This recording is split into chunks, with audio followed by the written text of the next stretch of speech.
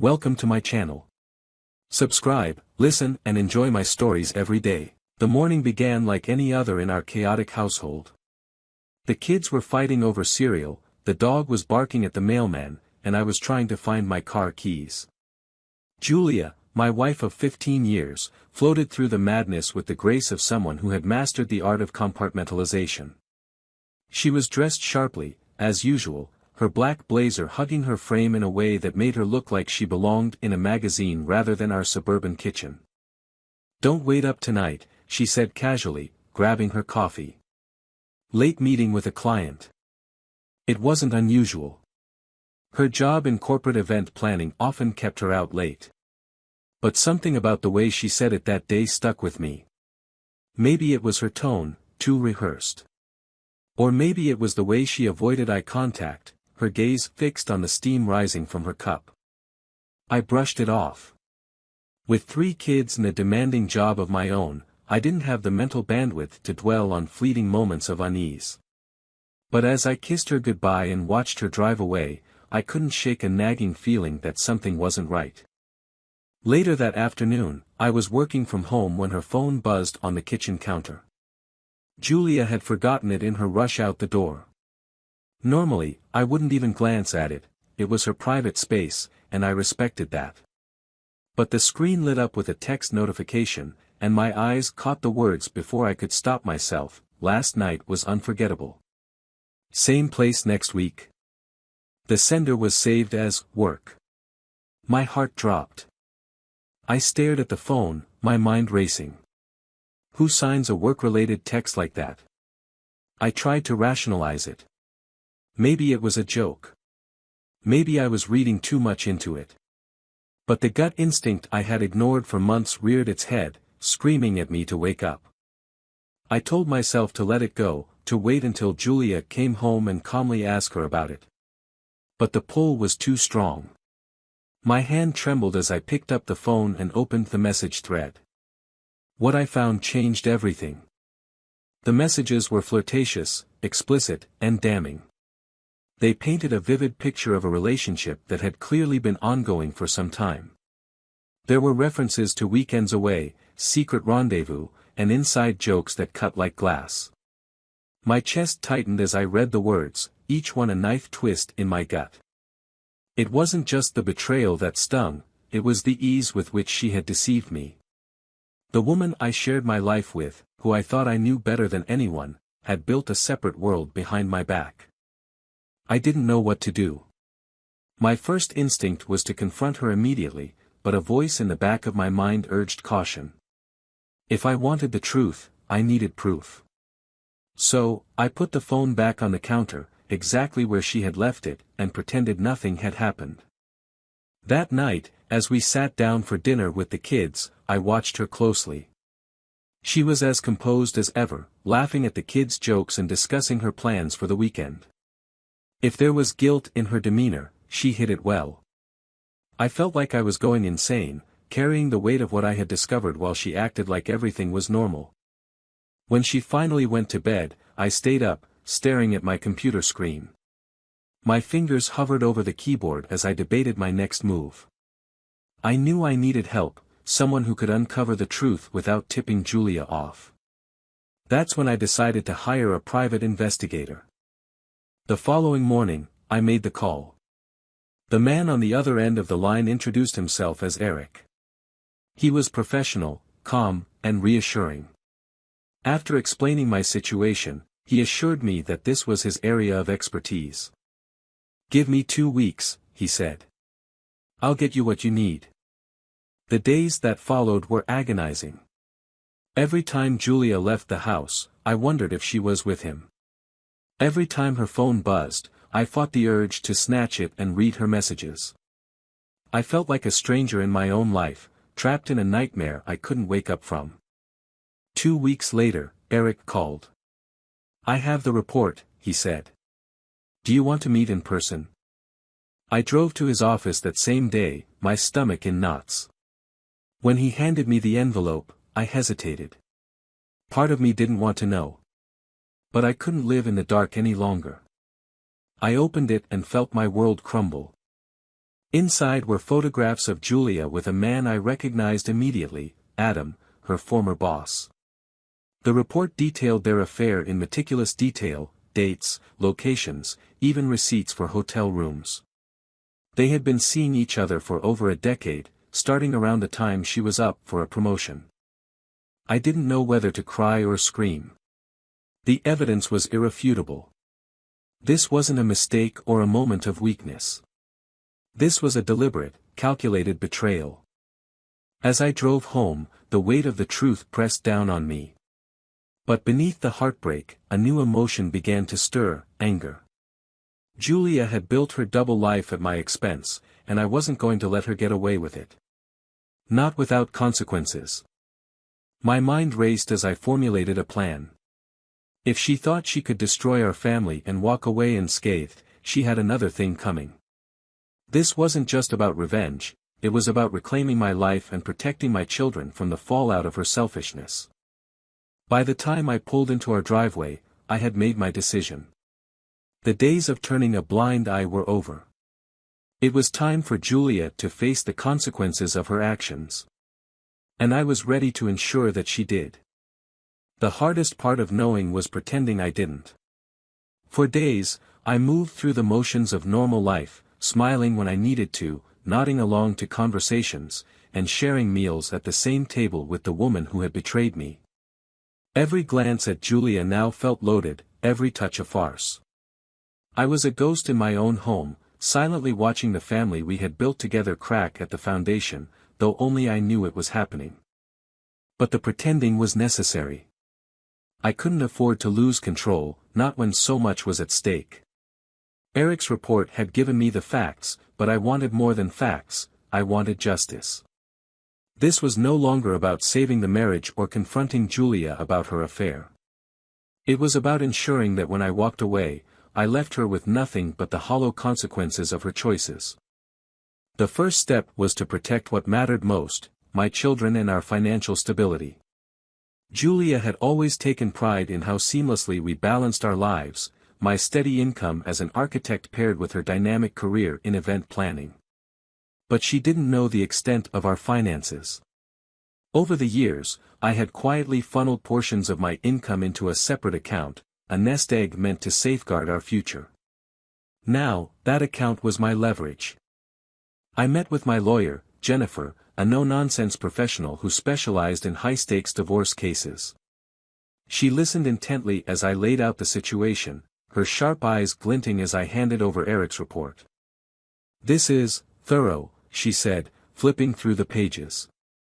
"Good work on hiring a professional. Judges don't take kindly to infidelity, especially when there's evidence like this. What are my options?"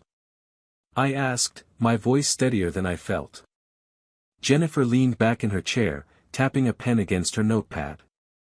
"If you want a clean break, we can file for divorce immediately. But if you're looking for something more strategic, we have time to plan.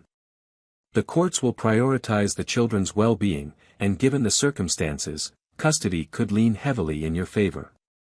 As for assets, the affair will work against her, especially if we can prove marital funds were used to facilitate it." My mind raced. Custody. The house. Financial security.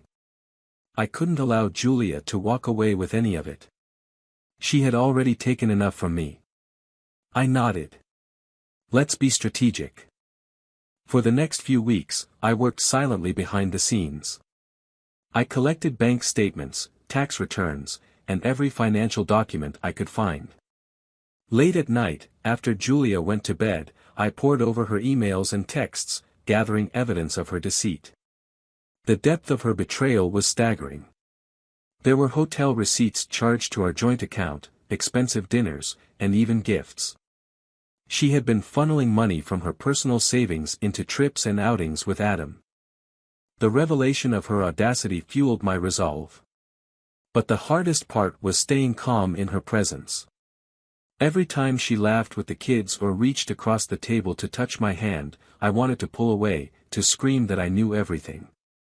Instead, I smiled and played my part, knowing that every passing day brought me closer to my goal. Julia seemed oblivious to the storm brewing beneath the surface. If anything, she was more affectionate than usual. Perhaps she thought her secret was safe.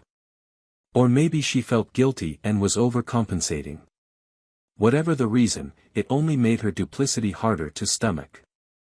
One night, as she sat on the couch scrolling through her phone, I decided to test her. "How's work going?" I asked casually, settling in beside her. She glanced up, her expression unreadable. "Busy, as always. Another event coming up next weekend. I'll probably have to stay late a few nights." I nodded, masking the surge of anger her words sparked. "You're always working so hard. I don't know how you do it." She smiled, leaning in to kiss my cheek. "It's all for us." The hypocrisy of her statement was almost laughable. I forced a smile and turned back to the TV, silently reminding myself that patience was key. The breaking point came a week later. Julia announced she had to leave town for a conference. She packed her suitcase meticulously, humming to herself as she folded her clothes. Watching her, I felt a mix of rage and disgust. She was so brazen, so confident in her lies. But this time, I wasn't letting her get away with it. As soon as she left, I sprang into action. Using the tracking app one had installed on her phone weeks earlier, I pinpointed her location. Unsurprisingly, she wasn't at a conference hotel but a quaint bed and breakfast an hour outside the city. I stared at the blinking dot on the screen, my hands clenched into fists. This wasn't a business trip. It was another rendezvous with Adam. I called Eric and asked him to send someone to the location. "Get photos. I want everything documented," I instructed. He didn't disappoint. By the end of the weekend, I had a folder full of damning evidence, pictures of Julia and Adam dining together, holding hands, and kissing on the porch of their romantic hideaway. There was no denying it now. When Julia returned home on Sunday evening, she was glowing. "The conference was great," she said, dropping her suitcase by the door. "Exhausting, but worth it." I stood there, watching her lie to my face, and felt a strange sense of calm wash over me. The rage that had consumed me for weeks dissipated, replaced by a cold, calculated determination. The time for pretending was over. The time for action had arrived. Over the next few days, I finalized my plans with Jennifer. The paperwork was ready, the evidence compiled, and the strategy clear. I would confront Julia on my terms, in my time, and ensure that when the dust settled, she would have nothing left to hold over me. The life she had built on lies was about to crumble, and I would be the one holding the hammer. The night I decided to confront Julia was quiet, almost too quiet. The kids were at my parents' house for the weekend, giving me the space I needed to unravel the web of lies that had consumed our lives. The house, once full of warmth and laughter, now felt cold and foreign, as if it had been tainted by the deceit that lived within its walls. Julia arrived home late, as she often did these days. She seemed surprised to see me waiting for her in the living room, a stack of documents and a manila envelope on the coffee table before me. Her heels clicked on the hardwood floor as she set her purse down and eyed me curiously. "What's all this?" she asked, gesturing toward the papers. "Sit down," I said, my voice even but firm. "We need to talk." Her brows furrowed, but she complied, perching on the edge of the couch across from me. She crossed her legs, the perfect image of poise, but I could see the flicker of uncertainty in her eyes. I reached for the envelope and slid it across the table toward her. "Open it." She hesitated. "What is this?" "Proof," I replied. "Proof of everything you've been hiding from me." The color drained from her face as she picked up the envelope and pulled out the contents. The photos were on top, images of her and Adam at the bed and breakfast, their hands intertwined, their bodies pressed close. Beneath the photos were copies of credit card statements, hotel reservations, and emails. It was an airtight case, and she knew it. Her hands trembled as she leafed through the evidence, her mouth opening and closing as if searching for the right words. Finally, she looked up at me, tears pooling in her eyes. "Derek, I can explain." "No," I cut her off, my voice sharp. "You can't. Don't insult me by trying." She flinched at the venom in my tone. For a moment, I thought she might argue, but then she deflated, sinking back into the couch as if the weight of her lies had finally crushed her. "How long?" I demanded. "How long have you been sneaking around behind my back?" She hesitated, then whispered, 10 years. I laughed bitterly, the sound foreign even to my own ears. 10 years. A decade of lies, Julia. Do you even know what that's done to me? To us? She buried her face in her hands, her shoulders shaking with silent sobs. "I never meant for it to go this far," she choked out. "It started as a mistake, and I didn't know how to stop." "A mistake?" I echoed, my anger bubbling to the surface. "A mistake is forgetting an anniversary or leaving the stove on. This was a choice. Over and over again, you chose to betray me, to betray our family." She looked up at me, her tear-streaked face full of desperation. "I still love you, Derek. I never stopped loving you." "Love?" I spat. "Don't talk to me about love. If you loved me, you wouldn't have done this." For a moment, the room was silent, the weight of her confession hanging heavy in the air. Then she spoke again, her voice barely above a whisper. "I don't know what you want me to say. I can't change what I've done, but I want to make things right." I leaned forward, resting my elbows on my knees as I fixed her with a cold stare. "You don't get to make things right, Julia. You destroyed this marriage the moment you decided my love wasn't enough for you. And now, you're going to face the consequences." Her eyes widened. "What do you mean?" I stood and began pacing the room, my hands clenched into fists. "I've already spoken to a lawyer. The divorce papers are ready, and I'll be filing them first thing Monday morning. You'll get your share of the assets, what little I'm legally obligated to give you, but you won't get the house, and you won't get the kids." Her mouth fell open in shock. "The kids? You can't take them away from me." "Watch me," I snapped. "I have everything I need to prove that you're unfit to be their primary caregiver. Do you think a judge is going to side with you after seeing this?" I gestured to the pile of evidence on the table. "You've been living a double life, Julia, and I'm going to make sure the court knows it." She shook her head, tears streaming down her face. "Please, Derek. Don't do this. Don't take my children away from me." "They're not just your children," I retorted. "They're ours. And I'll be damned if I let them grow up thinking that this," I waved a hand between us, "is what love looks like." Julia crumpled into a sobbing mess, her pleas falling on deaf ears.